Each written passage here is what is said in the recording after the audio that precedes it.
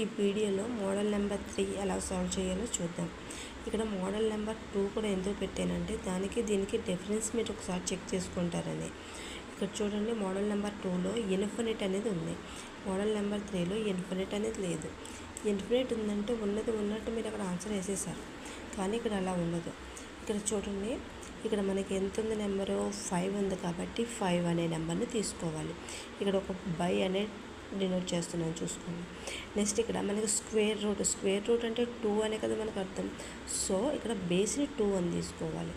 ఇక్కడ 5 3 times repeat అయింది కాబట్టి 2 క్యూబ్. దీన్ని రెడ్యూస్ చేసుకుంటూ పైన రాయండి. 2 square plus 2 power 1 plus 2 power 0. దీన్ని సింప్లిఫికేషన్ చేస్తే 5 పవర్ 1, 2 పవర్ 0 అంటే 1, 2 ప్లస్ 2 స్క్వేర్ అంటే 4, 2 క్యూబ్ అంటే 8.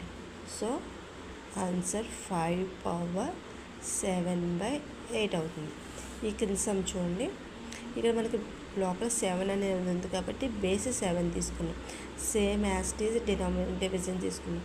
ఇక్కడ స్క్వేర్ రూట్ కాబట్టి 2 తీసుకున్నాం, కానీ ఇక్కడ క్యూబ్ రూట్ ఉంది కాబట్టి మనం బేస్ అనేది 3 తీసుకోవాలి. ఓకే, స్క్వేర్ రూట్ ఉంటే 2 తీసుకున్నాం, క్యూబ్ రూట్ ఉంటే 3 తీసుకున్నాం.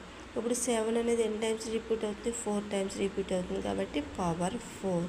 రెడ్యూస్ చేసుకుంటే same as it is 3 cube plus 3 square plus 3 power 1 plus 3 power 0 ఇట్లా వస్తుంది. ఇప్పుడు దీన్ని సింప్లిఫికేషన్ చేసామంటే 3 power 0 means 1, 3 power 1 3, 3 square 9, 3 cube 27 and 3 power 4 81. ఇక్కడ 7 పవర్ కదా వేసుకున్నాం. ఇప్పుడు చూడండి, 9 1 10 అండ్ 3 27 30. టోటల్ ఎంత వచ్చింది, 40. So 7 power 40/81. This is the answer. Okay, ఈ వీడియో కనుక మీకు నచ్చినట్లయితే లైక్ చేయండి, సబ్స్క్రైబ్ చేసుకోండి. Thank you for watching.